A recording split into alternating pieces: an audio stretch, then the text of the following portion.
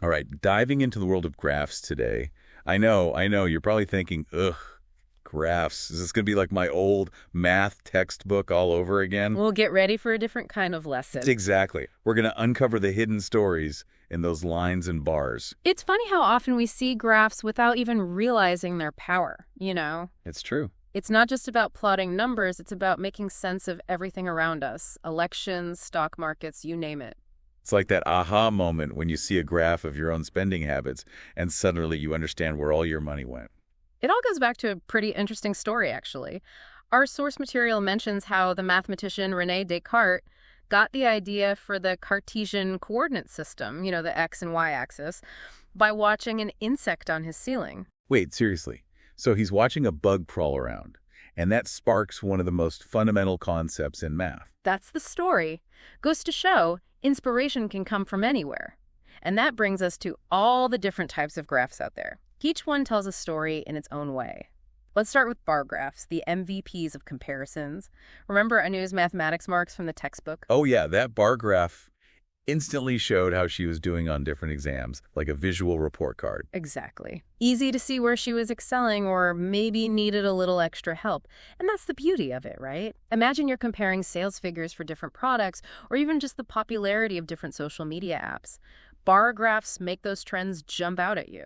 And when it comes to proportions, I've always found pie charts to be super helpful. Oh, absolutely. It's like slicing a cake. Mm-hmm. You see how big each slice is, how much of the whole it represents, like that TV viewer's example in the textbook. Perfect example. And think about how often we use proportions every single day. Splitting the rent with your roommates. Figuring out how to divide your time between work and, well, everything else.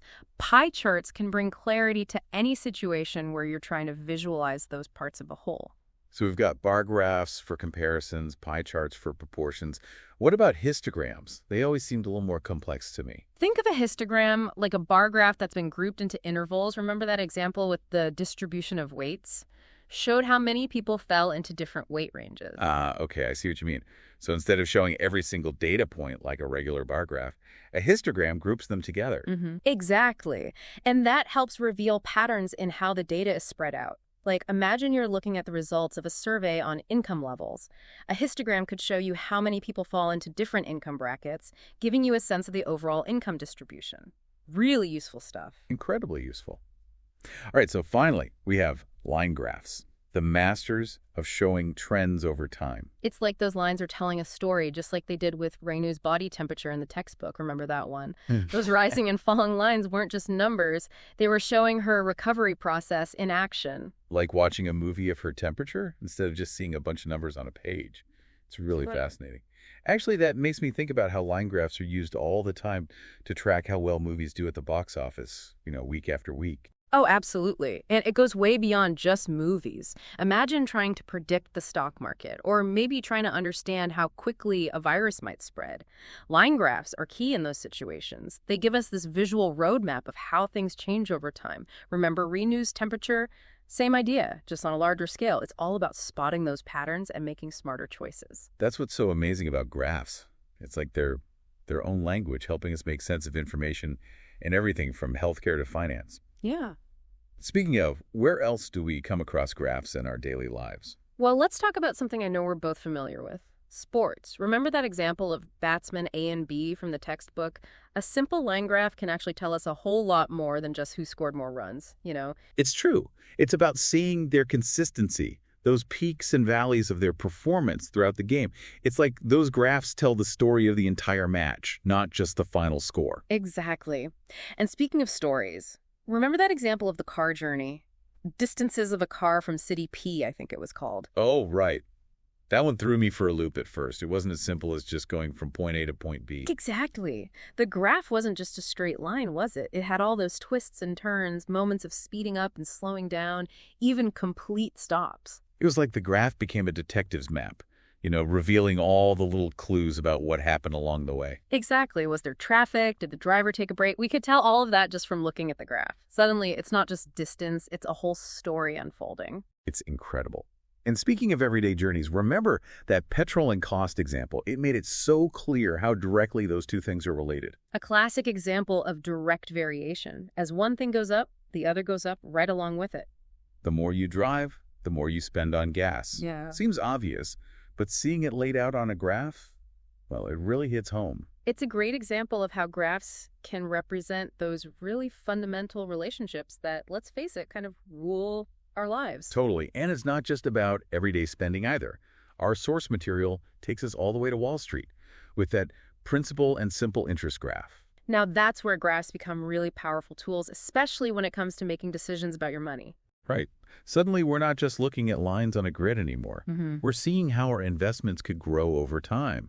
The magic of compound interest, all thanks to a graph. And that visual representation, it can be incredibly motivating. Absolutely. It's like watching your money grow right before your eyes.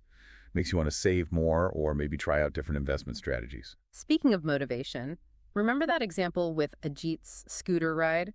Might seem like a simple one, but it shows a really important concept, the relationship between time and distance. Right. We could track exactly how far he traveled over a specific time, see when he sped up or slowed down, even figure out when he'd arrive at his destination. It's amazing how a simple graph can capture that idea of motion and distance, something we experience every day without even thinking about it. I know.